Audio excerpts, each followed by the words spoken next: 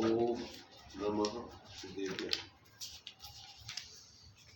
मंगलम भगवान वीरो मंगलम गौतमोमणि मंगलम कुंद कुंदान्यो जैन धर्मोस्तु मंगलम सर्वमंगल मांगल्यम सर्वकल्याणकारकम प्रधानम सर्वधर्माणां जैनं जेतु शासनम जैनं जेतु शासनम सकल विभाव अभाव कर किया आत्मकल्याण परमानंद सुबोधमय नमो सिद्ध भगवान। आत्म सिद्धि के मार्ग का जिसमें सुभग विधान उस समाधियुत तंत्र का करूं सुगम व्याख्यान।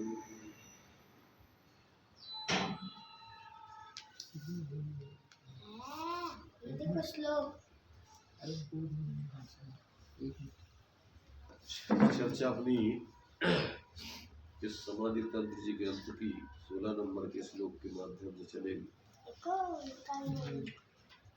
इसमें जो है आचार्य देव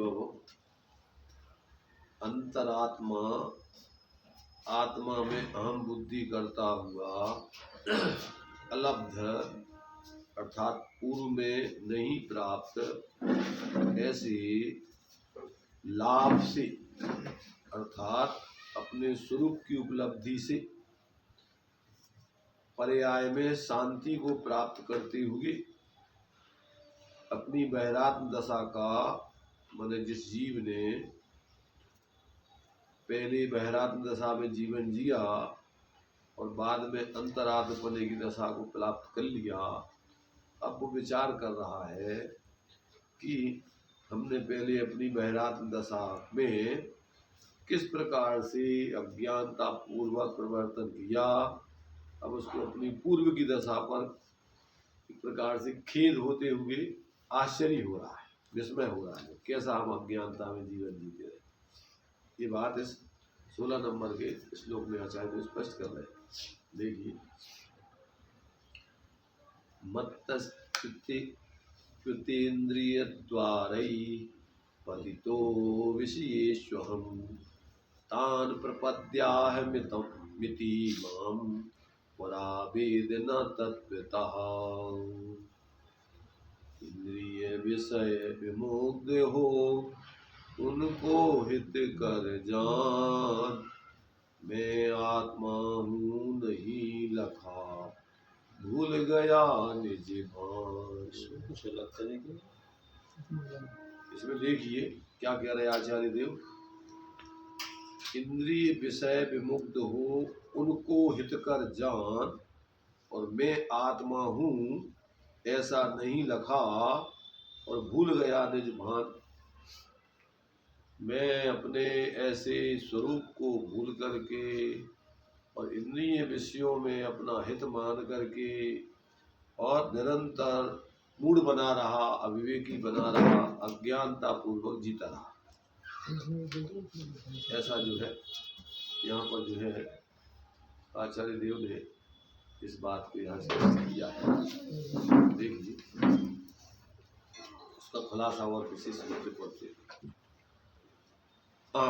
मैं पुरा अनादिकाल से मत्ता आत्मस्वरूप से च्युत होकर इंद्रियों द्वारा विषयों में पतित हुआ तथा इससे तान उन विषयों को प्रपद्य प्राप्त करके तत्वतः वास्तव में माम मुझे स्वयं को अहमिति न वेद मैं वही आत्मा हूँ ऐसा अपने आप को नहीं पहचाना। अज्ञान दशा में जीव जो पर बोलते हैं कि आत्म के अहित विषय कसाय इनमें ही निरंतर परिणति ले जाए, ज्ञान जब ज्ञानी बनता है या ज्ञानी बनना है तो भावना भाता है कि आत्म के अहित विषय कसाय, इनमें मेरी परिणति न जाए, मैं रहूं आप में आप लीन, सो करहूं हो ज्यों निजाधीन। ये भावना है आत्मार्थी जीव की, अथवा ज्ञानी जीव पूर्ण रूपेण अपने स्वरूप में रहना चाहते, इंद्रिय विषय कसायों से रहित होकर भी। तो ये जो है यहाँ पर, अब जिसको आत्मबोध हो जाता है तो वो अपनी अज्ञान दशा की भूल पर पश्चाताप स्वयं करता है, अरे मैंने क्या पागलपन किया, ऐसा अपना स्वरूप, और अपन अपने स्वरूप को भूले रहे और पागलपन में अपने अनंत भाव बर्बाद कर दिए। अब यहाँ आचार्य देव इस बात को, मतलब ज्ञानी जीव के द्वारा वेद विज्ञान हो जाने पर अपने ही जीवन का वो निरीक्षण किया जा रहा है, आलोचना की जा रही है। अपन आलोचना में क्या करते हैं? आलोचना में अपन अपने सारे संपूर्ण जीवन का विचार करते हैं। पहले जो है आलोचना पढ़ते थे, बहुत कर्म किए मन माने, कछु न्याय अन्याय न जाने, ये सब पढ़ते थे। तो अब समझ में आ जाने पर समझ में आता है कि अरे हम का पागलपन करते रहे।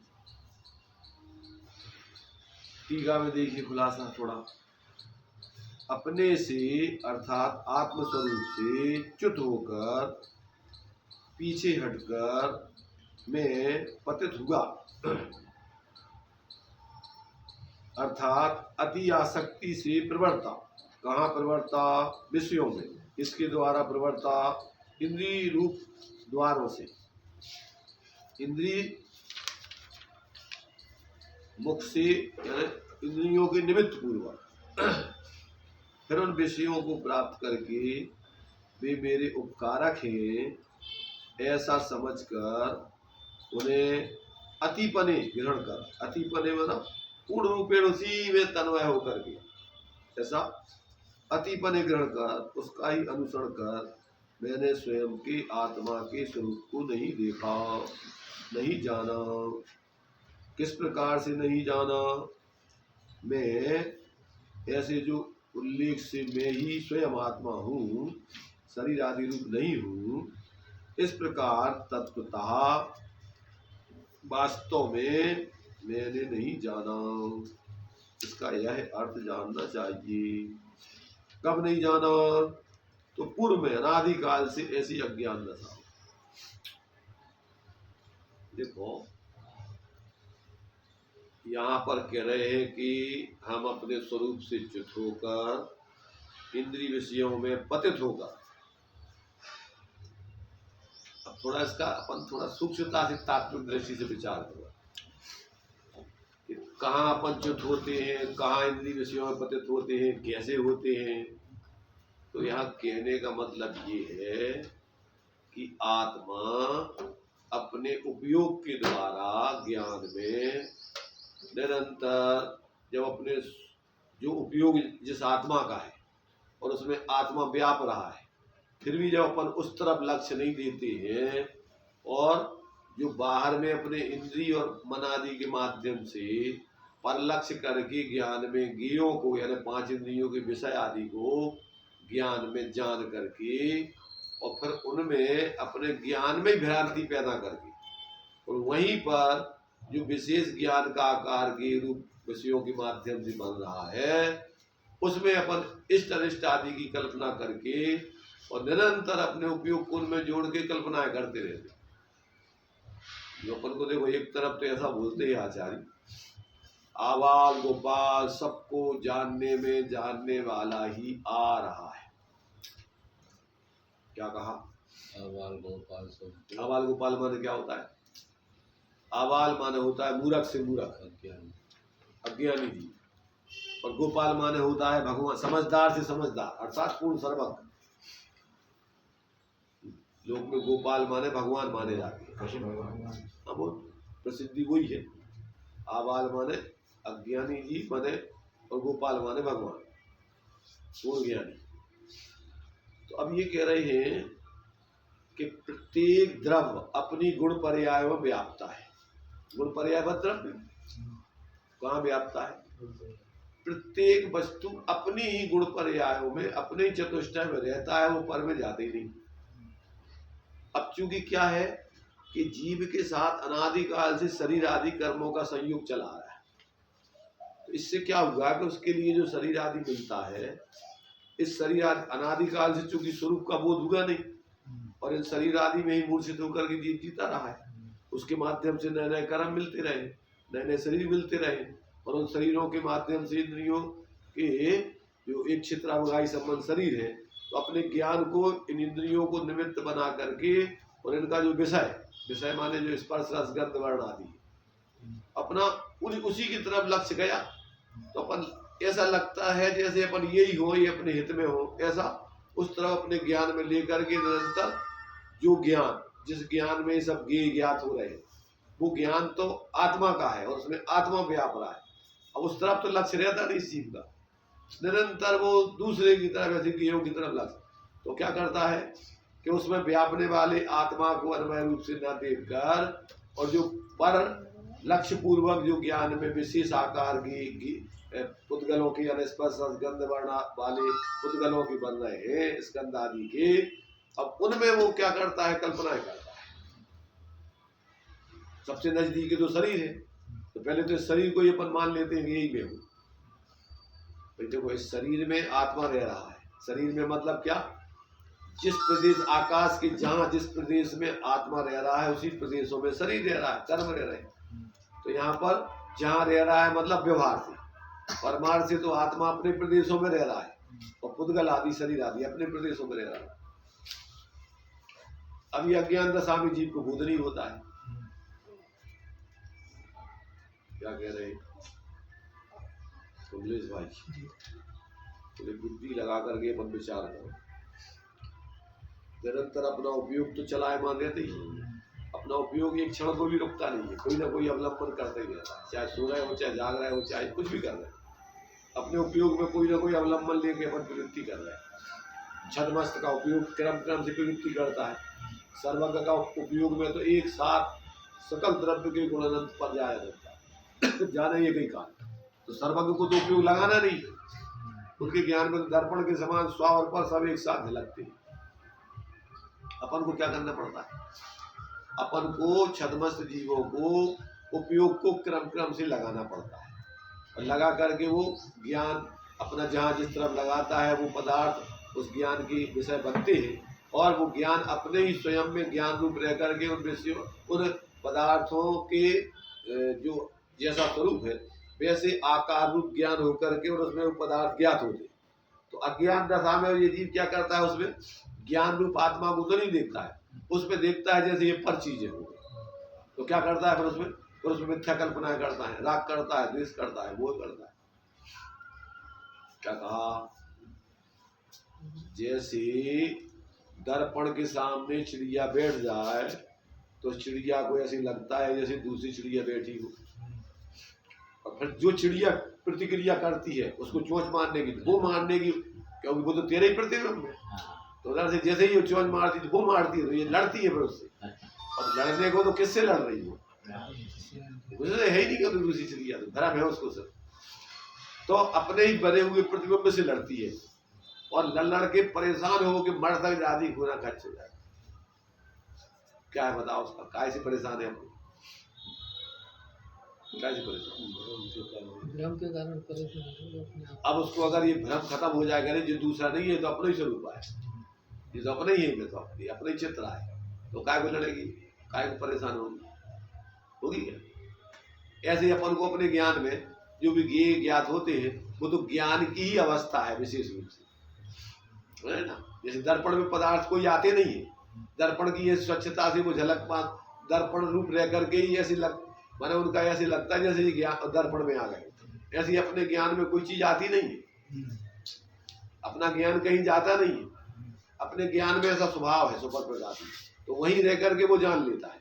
अब छदमस्त का क्या होता है कि लक्ष्य पूर्वक जानता है, अच्छा, और मिथ्या दशा में भ्रम करता है वो कि वो ज्ञान में जो जान रहे हैं वो तो उसकी स्वच्छता है, उसमें कोई चीज आती नहीं है, कोई अपनी होती नहीं, कोई अच्छी होती नहीं, और तो ज्ञान स्वरूप में रहते हैं। अब ऐसा उसको निर्णय नहीं है, तो क्या करता है कि कि अपने ज्ञान में बने हुए आकारों से ही वो कल्पना करता है मिथ्या।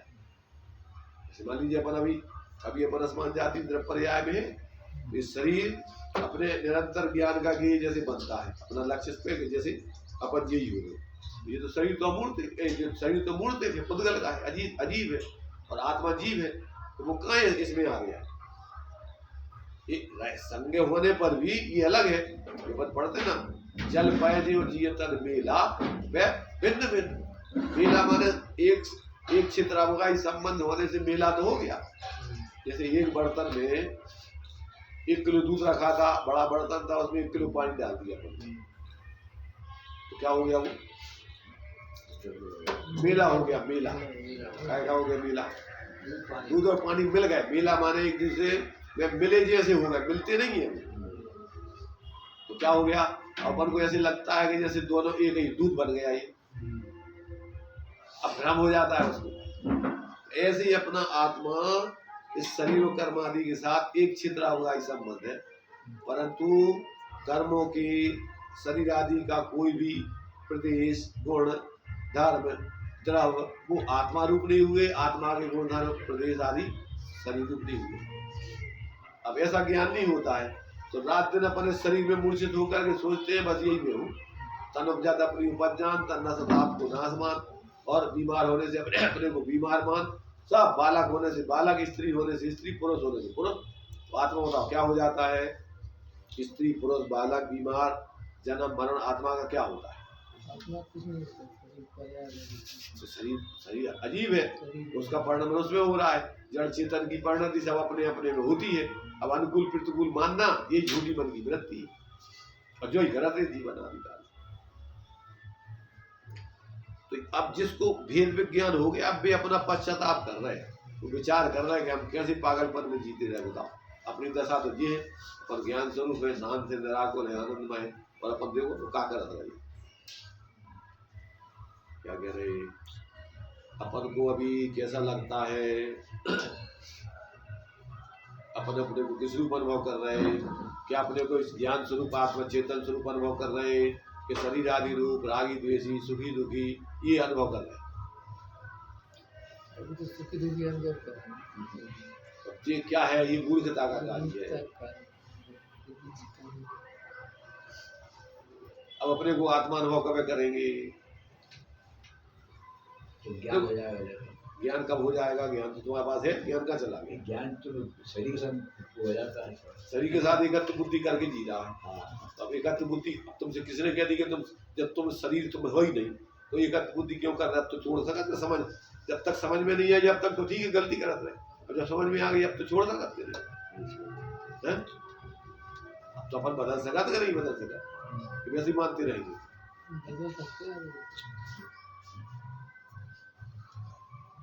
बदल सकते हैं कि बदल रहे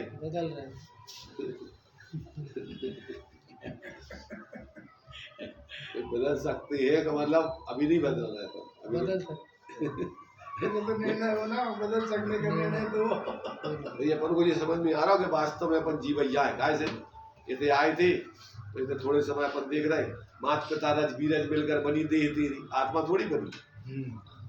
शरीर मात पिता की रजबीर से आत्मा बनती कि शरीर बना, शरीर। और अपन का माना कि मात पिता ने हमें पैदा कर दो, अपने को शरीर मान रहे, और शरीर मान रहे माने मात पिता ने हमें पैदा कर दो।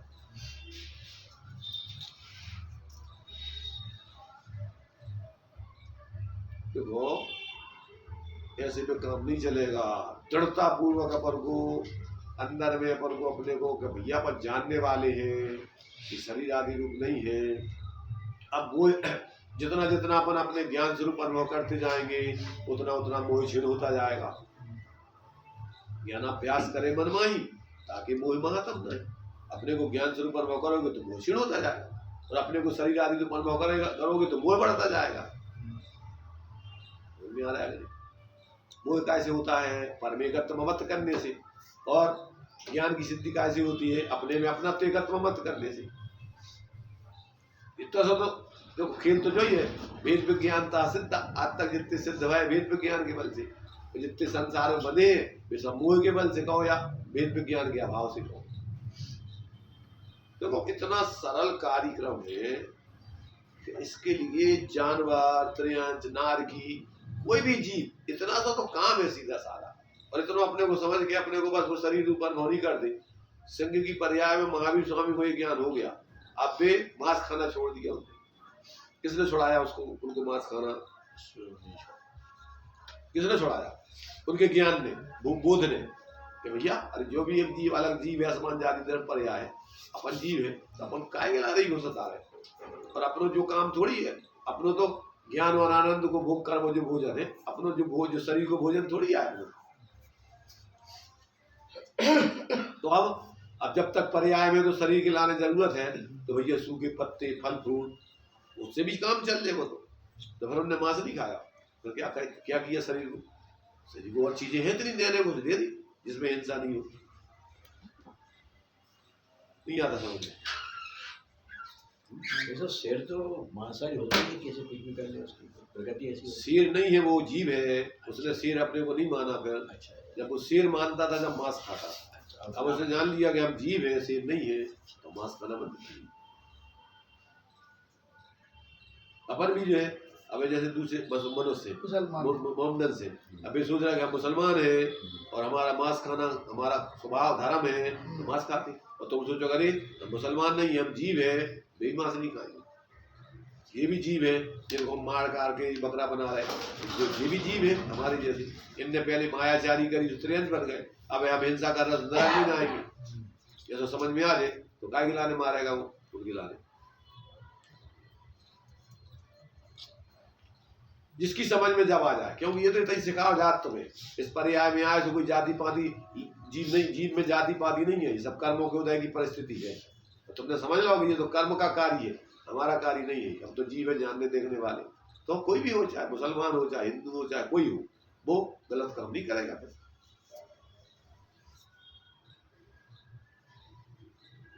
बहुत सरल टेक्निक है धर्म की, और दुनिया को तुम्हें और कहीं नहीं करने। जो जितने भी जैसे जो धर्म सही समझ ले ना, जो काम है करोगे, और कहीं नहीं है धर्म में। वो ये तो धर्म के अपन को मंदिर है, स्वाध्याय, ये तो माध्यम है धर्म समझ में गिला। वो तो कहीं धर्म नहीं रखो, धर्म तो तुम्हारी आत्मा में ज्ञान पूर्वक जीना, वेद विज्ञान पूर्वक जो धर्म है। तो जो जी रहे तुम ऐसे असंख्या तो त्रियंच है, नारकी है, सब वेद विज्ञान करके जी रहे। अब तो क्या कर रहे हैं, न तो मंदिर है न कहीं और काम है। जो काम है मंदिर, ये तो इसके लाने थे समझ में, वो समझ लो तो होगा तुम्हारा सब जगह। 24 घंटा तुम मंदिर में अपना स्वाध्याय कर रहे।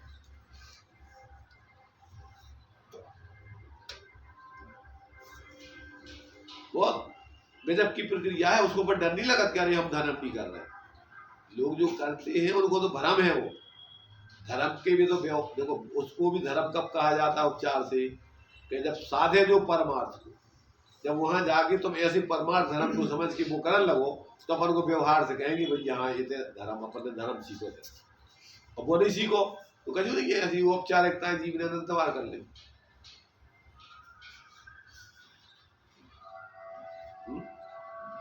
तो जी अब भेद विज्ञान करने वाले जीव की अपना निरीक्षण कर दिया, विचार कर दिया कि हम कैसे पागल, बताओ।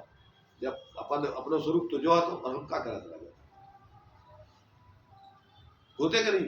अपन कोई चीज गलत आती और समझ गया भाई आ गई, तो अपन को नहीं लगा था यार हम क्या, जैसे कोई गुणा भाग कर रहे अपन, और है गिनती के उसको जोड़ कछू और अपन लगा रहे कछू, और बाद में कोई समझा कि जो तीन को अर्थ जो तो अपन कैसे हम बुरा करते हैं भाई साहब। आइंस्टाइन हुआ ना, आइंस्टाइन वैज्ञानिक, क्या है यहाँ जिस कमरे में वो पढ़ता लिखता था, खोज भी मैंने जो सब करता था ये अनुसंधान, तो उसके कमरे में बिल्ली पली हुई थी। उधर उसके घर पे, उधर जो है बिल्ली उसके घर बार बार उस कमरे में घुस जाती थी। अच्छा, वो बिल्ली ने बच्चे को जन्म दिया तो बिल्ली के बच्चे भी घुसते थे। तो उसने सोचा यार कि ये जो है इसको परेशानी होती है बार बार यहाँ। तो उसने कहा किवाड़ लगाने पर वो उधर घूमती है और उधर करती। तो उसको एक छेद किया, और उसने सोचा यार बिल्ली के बच्चा भी है, दो छेद कर दो, एक बिल्ली को कर दो बड़ा और एक बिल्ली के बच्चे को छोटा, जिसमें दोनों अलग अलग आ जाए। तो उसने अपने उस कमरे में 2 छेद करवा दिए, एक बिल्ली को बड़ा और एक बिल्ली के बच्चे को छोटा। बहुत बड़ा गणतज्ञ था वो। अब देखा उसने कि बिल्ली जिस छेद में से आई, जो बच्चा उसी छेद में से आ गई। उसको सोचे हम कितने पागल, जिस छेद में से बिल्ली आ जाएगी इतनी बड़ी तो उसका छोटा सा बच्चा नहीं निकल पाएगा। और उसके दिमाग में यह आया कि बिल्ली के बच्चा छोटे छेद में से निकलेगा और बिल्ली बड़े छेद में से निकलेगी। इतना बड़ा गणतज्ञ अब कभी कभी उसके अब दिमाग में नहीं आता व्यक्ति। ऐसे ही अपनी दशा है कि अपन इतने समझदार हो कि दुनिया की सब चीजें कर रहे और इतनी सी बात नहीं समझ में आ गई जो जानवर समझ ले कि भैया जो शरीर अपन नहीं है, अपन जो जान रहा देख रहा निरंतर वो मेरा स्वरूप है अंदर। क्यों? ये बदलते रहते, सब शरीर बदलते रहते, संयोग भाव बदलते रहते, पर जानना नहीं बदलता। उसमें निरंतर वो अपन को बाल अवस्था से लेके वृद्ध अवस्था तक जवान सब याद रहता है। तो इसका मतलब वो स्थायी तथ्य कोई जानने वाला। और ये भाव बदल गए, शरीर बदल गया, संयोग बदल गए और वो जानने वाला नहीं बदला, तभी तो याद रहता बहुत। अगर वो बदल जाए तो फिर याद कौन रहेगा ये बताओ?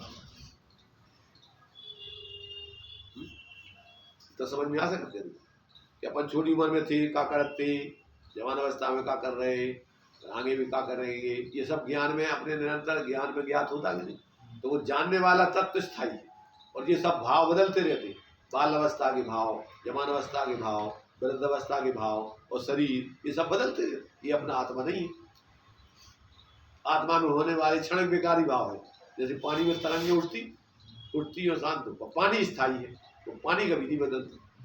तरंगें कभी छोटी कभी बड़ी, कभी कैसे, पर पानी जीव का। ऐसी अपनी आत्मा में विकारी परिणाम उठते रहते बैठ, और अपना आत्मा वही क्या वही रहता है। तो आशा का समझ में नहीं है।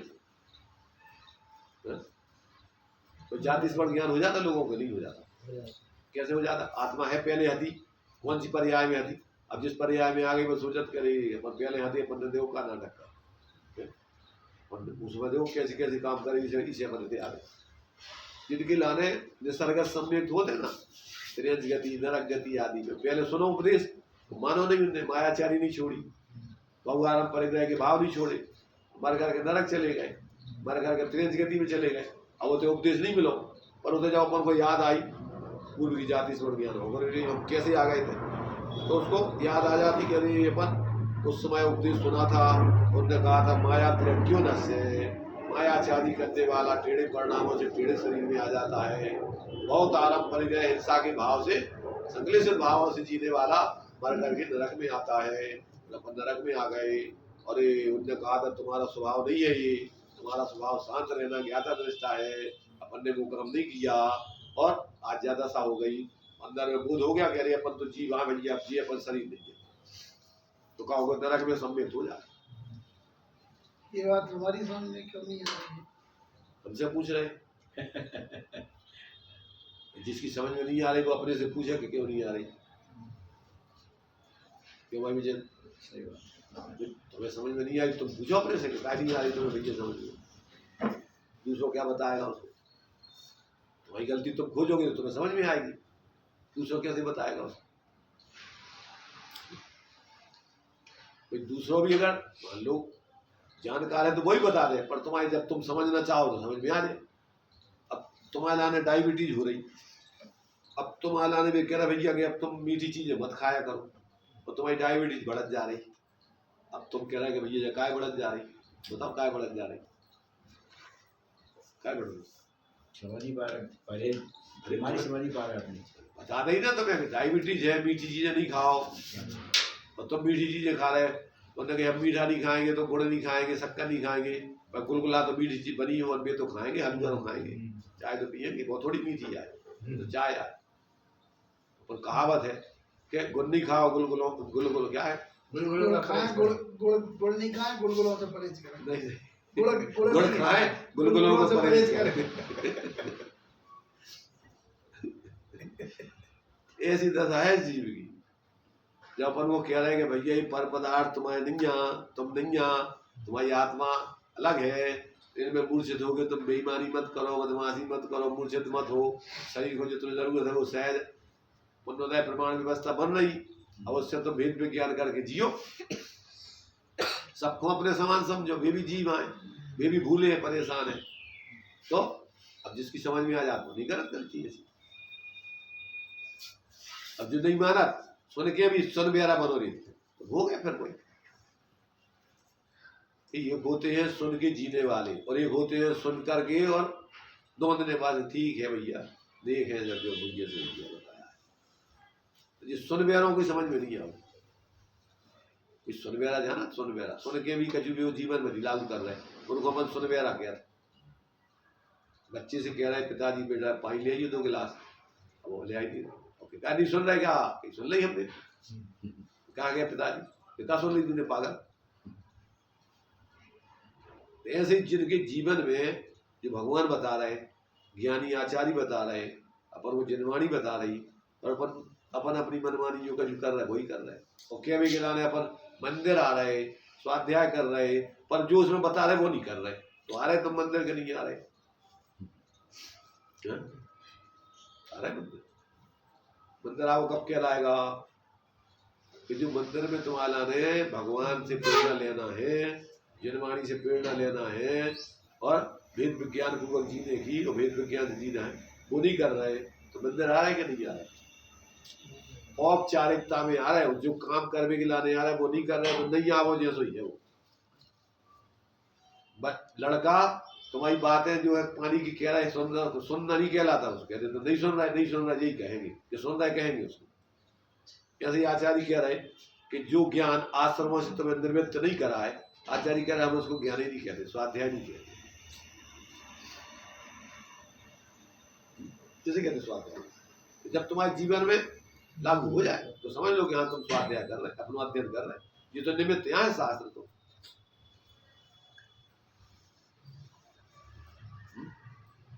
समझ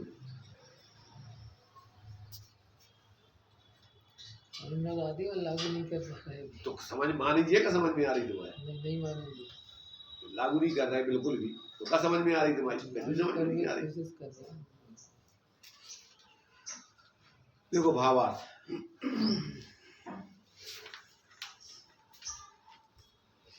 जोर से पढ़ दें। बाह्य वचन प्रवृत्ति के विकल्प तथा अंतरंग विकल्पों का सर्वथा त्याग करके। कौन से नंबर की पढ़ रहे हैं? 16 नंबर की पढ़ रहे 16 नंबर का हैं, 16 पे पढ़ रहे। अंतरात्मा विचार करता है कि मैं अनादिकाल से आत्मस्वरूप को चूककर इंद्रियों के विषयों में आसक्त रहा, उनमें आत्मबुद्धि करके मैंने निजात्मा के वास्तविक स्वरूप को नहीं जाना। जब तक जीव को अपने वास्तविक चैतन्य स्वरूप का परिज्ञान नहीं होता, तब तक वे अपने स्वरूप से च्युत होकर बाह्य इंद्रियों के विषयों को अपने को सुखदायक उपकारक समझकर उनमें अति आसक्त रहता है, उनमें आत्मबुद्धि करता है। किंतु जब उसे चैतन्य और जड़ पदार्थों का इंद्रियों के विषयों का भेद ज्ञान होता है और अपने में निराकुल चिदानंद सुधारस का स्वाद आता है, तब उसको बाह्य इंद्रियों के विषयों आदि पदार्थ इष्ट अनिष्ट नहीं लगते, ये उसे मात्र के रूप भाषित होते हैं।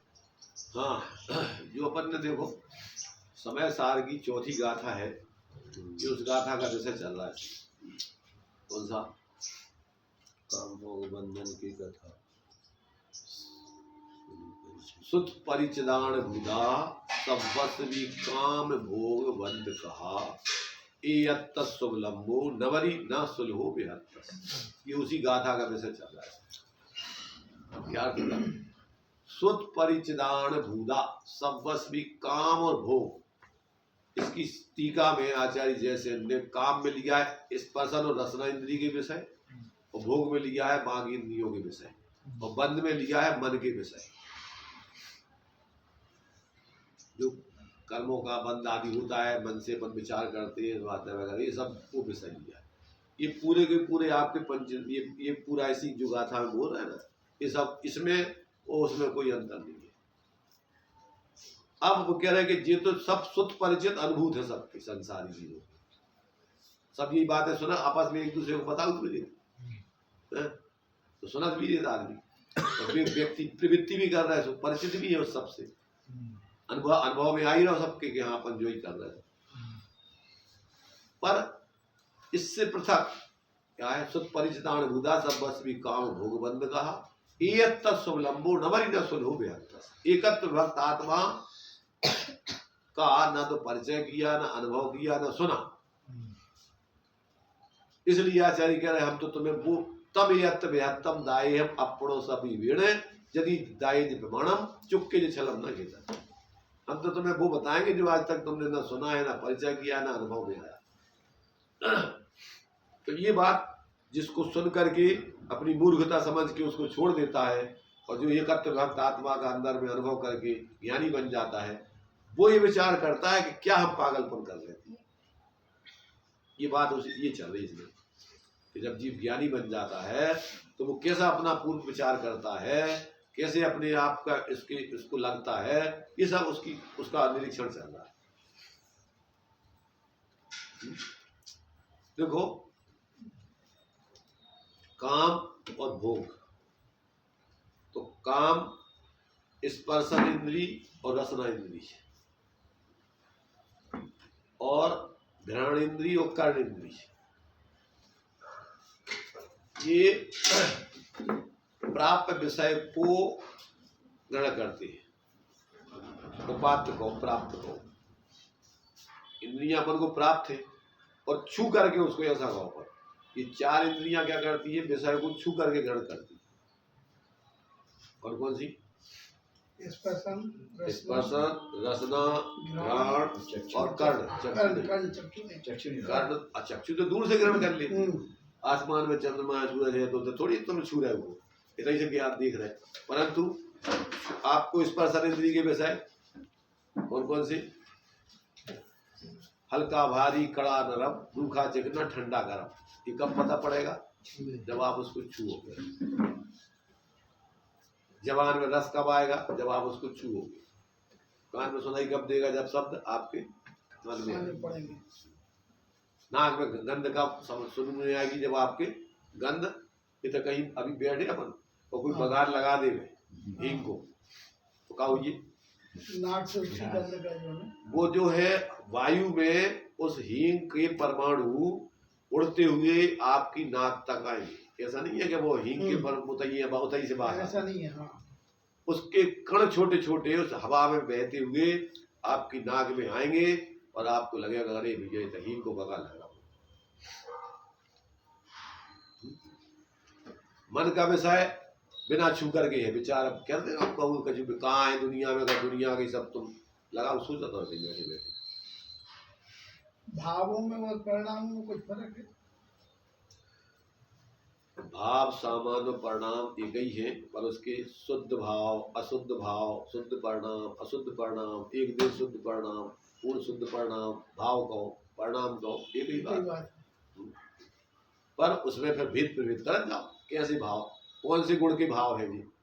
श्रद्धा गुण के हैं, चारित्र गुण के हैं, आपके अलग अलग एक एक गुणों का परिणाम अलग अलग है। सब उसी के भाव है, उसी के परिणाम का, उसी के भाव का, उसी की पर्याय का, उसी की अवस्था का, उसी का भावना कहते हैं उनको परिणाम सब है ही ना। भावना माने का उस प्रकार का जो उसमें लिखा है उस तरीके का भाव करना,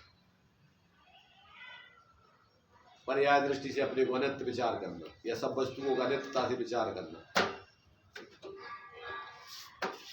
भाव मन का विषय है। अरे भाई मन को विषय है, सबको विषय है। जब तुम ज्ञान में ले रहे हो तो सबको विषय है। आंखों से देख रहे हो तो काय को विषय है? वो मन को विषय है। पहले इंद्री का विषय हो, इंद्री पूर्वक फिर विचार करोगे तो मन से हो जाएगा। फिर देखा तुमने शरीर है, अब शरीर का है, बदल रहा है, तो उसमें विचार करो तुम मन से, मति पूर्वक स्वतः। तो स्वतः ज्ञान को विषय है सब विचार करना, विशेष जानना स्वतः ज्ञान का विषय है। भाव परिणाम मन भी नहीं होवे तो भी स्वतः ज्ञान में आपके सब विशेष ज्ञान होता है। असंगी तक के जीवों के तो नहीं है मन। चींटी है, सामने उसने स्पर्शन इंद्री से गर्मी छुई तो उसको एकदम ज्ञान में विशेष स्वतः ज्ञान में हानिकारक है। विचार नहीं कर रही, वो वहां से धो दी उसको और वहां से हट जाएगी, पीछे लौट आएगी। तो मति पूर्वक स्वतः ज्ञान में विशेष जानना होता है। तो स्वतः ज्ञान सब जीवों को रहता ही है दो ज्ञान, चाहे मन वाले हो चाहे बगैर मन वाले, चलते ही रहता है। मन से विशेष सोचने की सामर्थ्य है। आत्म कल्याण करने वाले को विशेष ज्ञान होने के लिए मन चाहिए। जब वो आप आत्मा के हित संबंधी सोच पाओगे। पर्यायजनित सोचना जानना तो स्वतः ज्ञान में भी होता रहता है। मतलब मति बिना असुरत बिना दोनों रहते होंगे किसके रहते होंगे? सबके। रहते ही है दो ज्ञान के बिना कोई जीव नहीं है संसार में। अब उसके मिथ्यात्व के साथ होते तो उसी को कुमति कुश्रुत कहते, कुअवधि कहते। तीन ज्ञान सम्यक भी होते, मिथ्या भी होते, पर दो ज्ञान सम्यक ही होते, वरना पर्याय ज्ञान और केवल ज्ञान में मिथ्या नहीं होता। जब भेद विज्ञान जिसको हो जाता है तो फिर भी तीन ज्ञान उसके सम्यक हो जाते हैं। अवधि ज्ञान तक मिथ्या दृष्टि रह सकता है। हाँ, कुअवधि होता उसको, जिसको मैंने मिथ्या ज्ञान के मिथ्यात्व के साथ में है तो कुअवधि है। देवों को नारियों को तो अवधि होता ही है जन्म से ही। जन्म से होता है, परंतु जो सम्यक दृष्टि होते हैं तो उनके लिए सुअवधि होता है। मिथ्या दृष्टि होगी तो कुअवधि होगा। मतलब देवों को भी कुअवधि रहता होगा मिथ्या। जो मिथ्या दृष्टि है चाहे वो कोई भी पर्याय हो, चाहे- उनको कुज्ञान है, और जो सम्यक दृष्टि है उनको सुज्ञान है। बस चाहे किसी पर्याय में हो।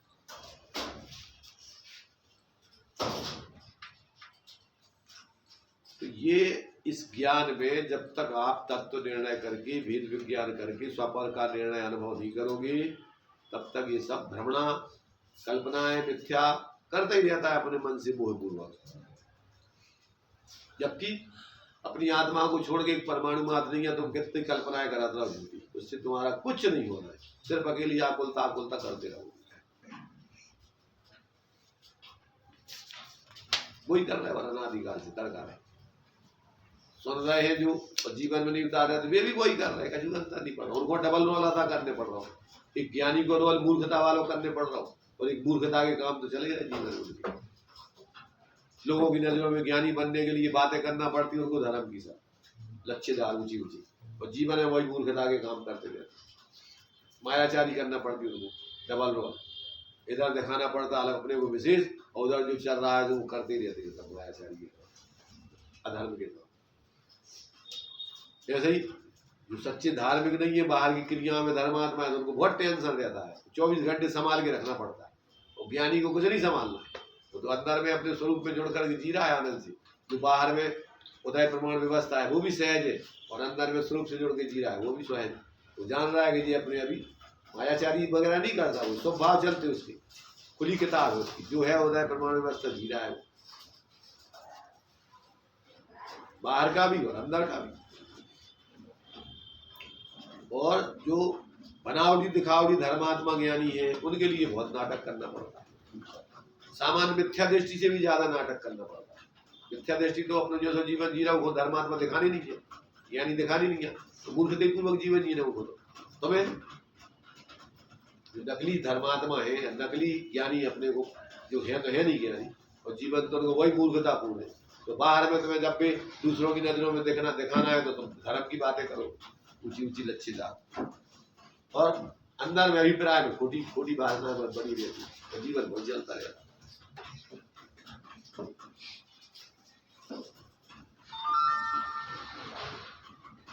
तो समझ में आ रहा हो कि नींद में आ रहा हो?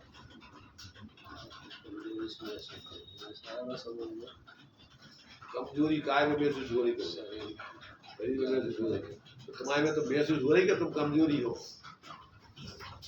तुम जिसमें महसूस हो रही वो होगा, जो कमजोरी है वो हो तुम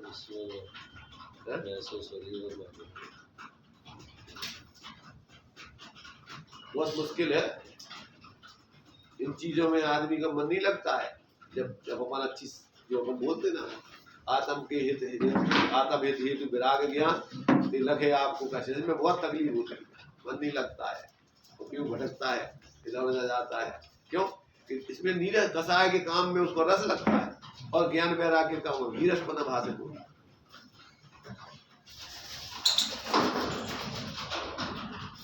जैसे शरीर जैसे बनता है, शरीर बनता है उससे बनता है, जैसे शरीर बनता है पुद्गल के अपने पुद्गलों से, और आत्मा बनती है। आत्मा बनती नहीं है, बनी बनाई है वो तो। ज्ञान आनंद अनंत गुण है आत्मा की। आत्मा की क्वांटिटी रहती है, जैसे हमारी गुण बढ़ती जा रही है, सब में आत्मा हो रही है, तो देखो क्वांटिटी नहीं बढ़ती है। अपन ने द्रव्य संग्रह पढ़ी थी, जब जिनने नहीं पढ़ी है उनको पता होगा कि उनके लिए अणुगुरु देह प्रमाणो उपसंहारप सपदो चेदा असमय दो व्यवहारा निश्चय नहीं दो असंख्य देश होगा। आत्मा में फैलने की सामर्थ्य है प्रदेशों में उसकी, अगर फैलाओ तो पूरे तीनों लोगों में फैल सकती है, टूटेगी नहीं, वो बढ़ेगी भी नहीं। उतना ही रहेगी। टुकड़े भी नहीं होते उसके बाद। टुकड़े हो ही नहीं सकते, एक द्रव्य के टुकड़े कैसे हो? फिर ये सब आज इतनी वो सारी सब उसी में फैल करके बढ़ती जाएगी।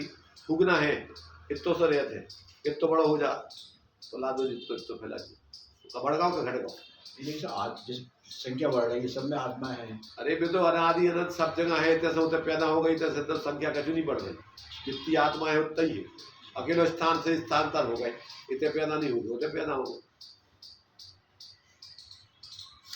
छिपकली की पूछ कट जाती तो अलग अलग हो जाती है। जैसे आवाज बढ़ती जा रही है तो आत्मा ही बढ़ती जा रही तो हम ये कह रहे आत्मा नहीं बढ़ती जा रही है, है। आत्मा दूसरी जगह की उतने उतने पैदा नहीं होगी, तो पैदा होती जा रही है। 40 करोड़ हो गई होगा ना।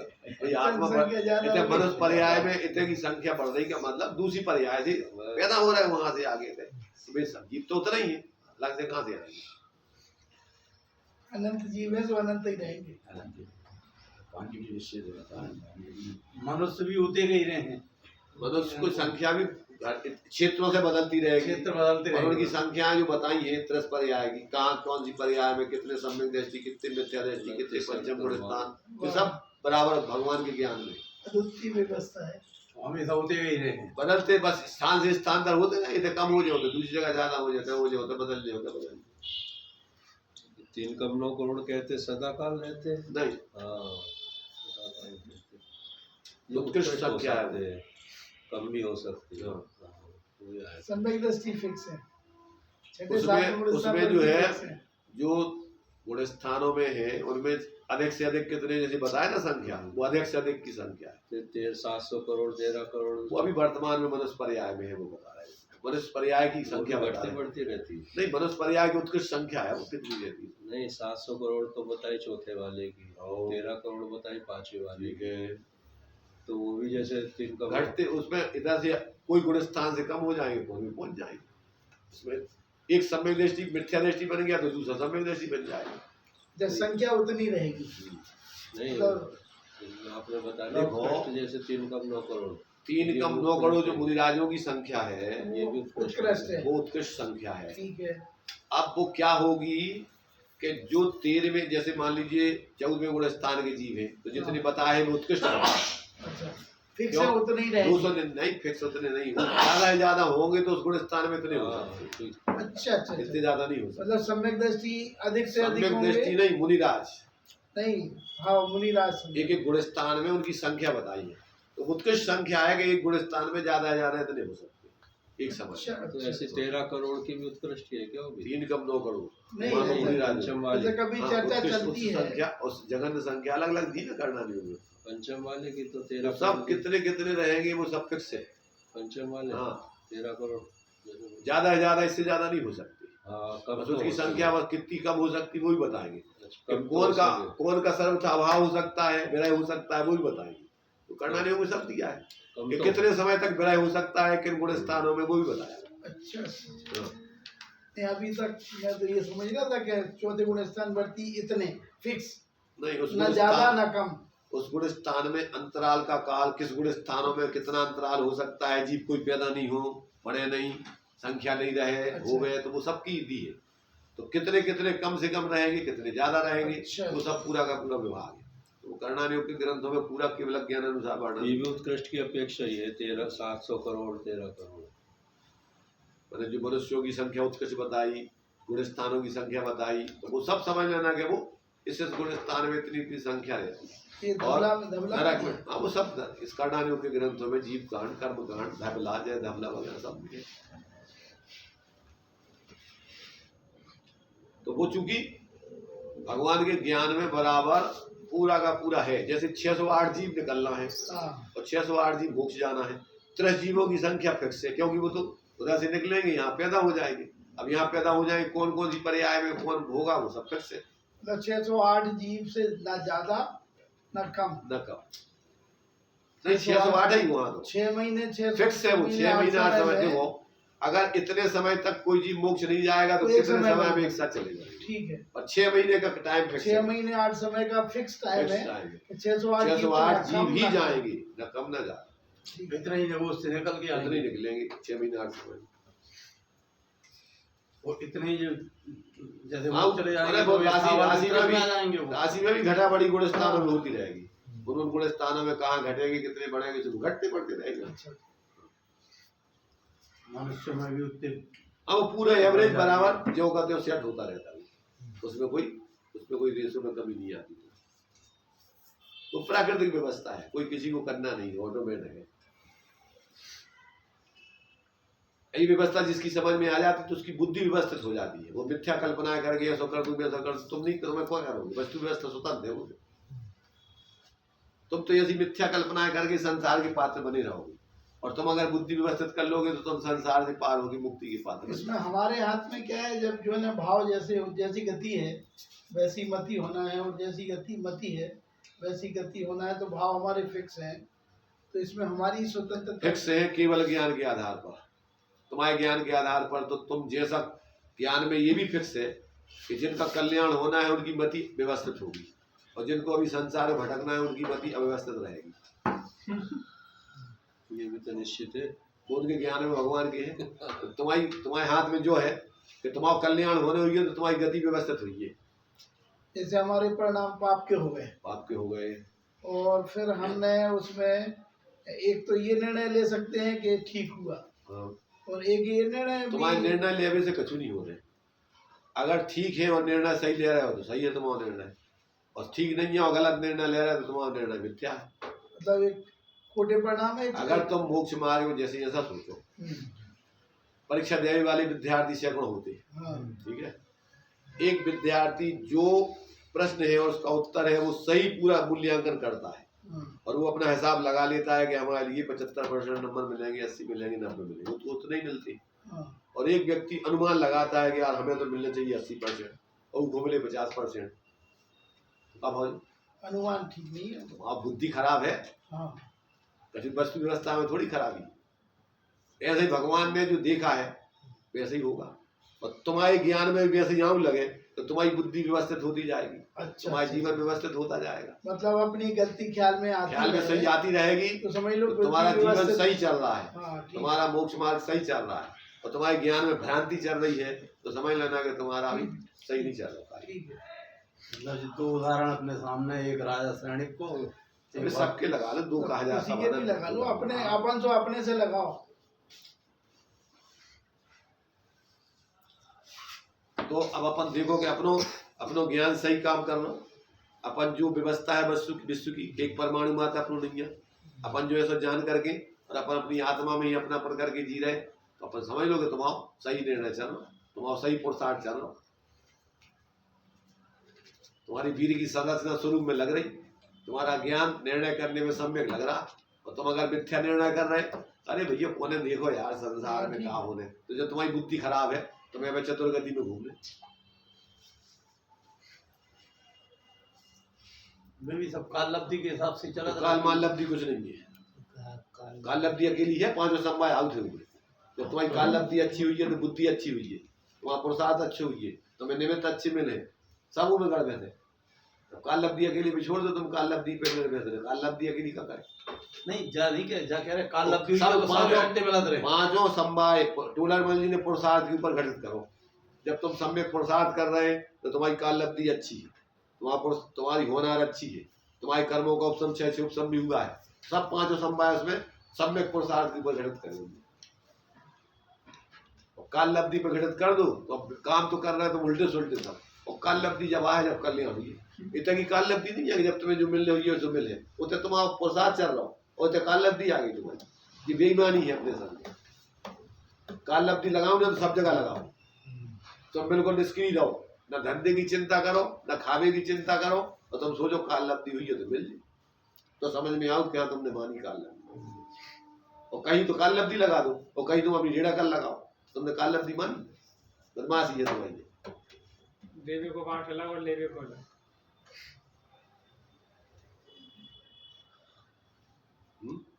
विजय भाई समझ में आ रही? सब जगह काल लब्धि चलेगी कि अपन बिल्कुल ज्ञाता रहेंगे, ज्ञान पूर्वक जिएंगे, कर्तृत्व बुद्धि सिर पर ही ना आएंगे कि हम कर लेंगे, तुम का कर लो होता स्वयं जगत परिणाम। तो ज्ञान पूर्वक जियोगे फिर, क्योंकि तुम्हारा जानना है जैसा हो रहा है जानोगे तुम उसमें किसी प्रकार का कर्तृत्व बुद्धि। तो ऐसे में क्या हुई है, ऐसे में तुम्हारे सब धीरे धीरे कर्म क्षीण होंगे और तुम्हारा पीतराग बढ़ती जाएगी। क्योंकि तुम्हारा स्वभाव क्या दे रहना है, शांत रहना है, आकुलता करनी नहीं है, विकल्प करनी नहीं है, कोई आत्मा को स्वभाव, तो तुम अपने स्वभाव रूप जियो। एक समवाय मानोगे, 5 समवाय अपने घर में हो जाए सम्यक प्रकार। मिथ्या मानोगे तो तुम्हारी कहीं की कहीं गुरुवार लगाओ। एक निर्णय में सब समाहित है। जो देखो, ज्ञान अगर सही कर रहे हो निर्णय तो सब जगह तुम्हारा सही निर्णय होगा, गलत कहीं नहीं होगा। तो जहां तुम्हारा अगर गलत निर्णय है तो सब जगह गलत होगा। तुम्हें लगेगा भ्रम से कि हम तो सही सोच रहे हैं, तुम्हारी सोच में से नहीं है, वस्तु स्वरूप के आधार पर सोच रहे तुम जी रहे कि नहीं, वो है मूल निर्णय। मैंने भगवान के ज्ञान में आया है। भगवान का ज्ञान भी अपन को ज्ञापक है, वो करता नहीं है। भगवान के ज्ञान से तुम कार्य नहीं हो रहे। वस्तु स्वरूप जैसा पढ़ में धोरा, भगवान के ज्ञान में वो आ रहा है। भगवान के ज्ञान में जो आ रहा है वो हो रहा है। तो दोनों एक दूसरे से बिल्कुल जुड़े हुए हैं, वे अलग अलग नहीं है। कोई भगवान करता नहीं है किसी तरफ भी, ज्ञाता है मात्र। तो पदार्थों का परिणमन तो उनकी अपनी योग्यता से हो रहा है। मैंने हमारी कोई पराधीनता नहीं होगी उनके ज्ञान। किसी की पराधीनता नहीं है कोई तरफ भी, सब स्वाधीन है। जो होने वाला हो उनके ज्ञान में। अच्छा, जैसे सम्यक पुरुषार्थ करता है जीव मुनि बन के मोक्ष जाने के लिए, और वो अपना मतलब सब कुछ पूरे 28 मूल गुण पूरी तरह से पालन करता है, लेकिन उसे सम्यक प्राप्त नहीं होता। और इतना वो हो जाता है कि 9वें ग्रेड तक चला जाता है, पुरुषार्थ पूरा कर रहा है वो, तो उसे सम्यक दर्शन की प्राप्ति नहीं हो पाती। तो वो उसमें काय में आएगी, वो आएगी गलत पुरुषार्थ में। तो जो पुरुषार्थ कर रहा है वो सही नहीं है। उनको पुरुषार्थ 28 गुणों का पालन धर्म नहीं है, स्वभाव है। अपने स्वरूप की आराधना करना पुरुषार्थ है सही, तो वो नहीं करो। उन्हें 28 मूल गुणों में धर्म मान लो। ये तो प्रश्न उठाया वो सब कार्यों से कर रहा वो साथ में अरे वो सब कर रहा हो, परंतु उसने अभी सही पुरुषार्थ चालू नहीं भाव की। उनको सही पुरुषार्थ हुई है जब अपने ज्ञाता स्वभाव के आश्रय से निर्विकल्प होकर आत्मानुभूति करेगा, यहाँ से सही पुरुषार्थ चालू होता है। जब उसने अपने आप को आत्मा नहीं माना, मुनि माना, उनने का मानो वो तो बेजान है। असंख्या तो भेद प्रभेद होते हैं, अपन एक अकेली कल्पना नहीं करते। उन्हें आत्मा भी मानो, पर विकल्पों में मानो, अनुभव में नहीं आओगी आत्मा। शब्दात्मक विकल्पात्मक में भाई उन्हें अकेले सिर्फ शब्दों में जानो क्या हम आत्मा यहाँ है, मुनि नहीं है, सब जानो, परंतु अंदर में अनुभव नहीं आओ आत्मा को। तो वो सब जानो तुम आओ। जो दिया ना डोरेवन जी के जो सम्यक दर्शन के 4 लक्षण है, सच्चे देव सदगुरु का श्रद्धा, 7 तत्वों का श्रद्धा, स्वपर का श्रद्धा, आत्मा का श्रद्धा, सब गलत नहीं है उसकी बुद्धि पूरा, परंतु उसको आत्मा अनुभव नहीं है, इसलिए सब आभास है उसके चारों। मतलब आत्मश्रद्धा नहीं है तो तब तीनों आत्मश्रद्धान तो है, परंतु कैसो है सब विकल्प दशा वाला। अच्छा, अब अनुभूति वाला श्रद्धान नहीं है। नाम निक्षेप से अपने को चेतन स्वरूप ही कह रहा हो, विकल्प में मान रहा हो कि हम चेतन नहीं हो कुछ नहीं, और अनुभव नहीं है उसको, उसका भाव भाषा नहीं है, इसलिए सब आभास है उसकी। सोचना बहुत गहरी चीज तो है। इसमें उसकी स्वयं की भूल है, उसमें सब लगा लो, उसमें सब लगा लो। उसकी होनहार खोटी है, उसकी स्वयं की भूल चल रही है, उसका जो है अभी भाग्य सही नहीं है, उसके कर्मों का उपसम शुभ सम भी नहीं भाव, वो सब 5 सात भाई की विपरीतता खड़ी है। अपन नहीं कह सकते उसके लिए क्या उसको का नहीं है, सब है उसके सब नहीं है और सब है। बुद्धि से वो सब बुद्धि लगा रहा, परंतु अभी उसकी समझ में सही नहीं आओ। वो करो, हमने तो इतना प्रयत्न करो है, पर तुम्हारी अभी सही बुद्धि जागृति नहीं गई। में तो अपन काल लगती मान सकत आए में इस जगह सब में मान लगती नहीं आई। अब अरे हम ये कह रहे सब में काल लगती नहीं आई और आ गई, अकेले वही में काय मान, 5 में सब पाए लगने से आ गई तो सब में आ गई काल लब्धि है, और नहीं आई तो कोई में नहीं आई काल लब्धि। अकेली काल लब्धि कहाँ है? प्रसाद भी तो उल्टा चल रहा हूँ, अकेली काल लब्धि है कब? प्रसाद भी तो मोक्ष मार्ग को नहीं कर रहा हूँ, मनहार भी तो उसकी अच्छी नहीं है। अबे कर्मों को उपसम क्षय शुभ सम भी तो नहीं भाव, सभी तो है उनके संग है, पांचों संभाल जाएगी। अपने एक पे काय ऊपर थोप रहा है, अकेले एक आदमी मिथ्यात हो तुम। जब लगते हैं तो सब लगते हैं, वहां नहीं लगते तो एक भी नहीं लगते। चलो विचार करना।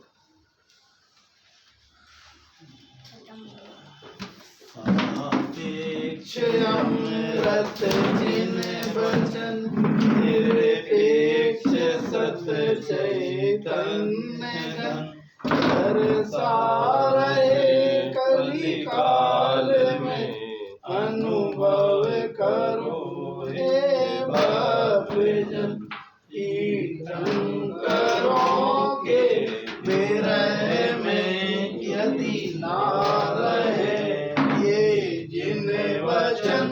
तो स्वपरहित कैसे करें, इस जगत में फिर पावे जन। ज्ञान बस भ्रमते रहे, पशुपत सदा ही दुख सहे। धनी धन्य है वे जीव जो, जिन वचन सुन निज हित करे।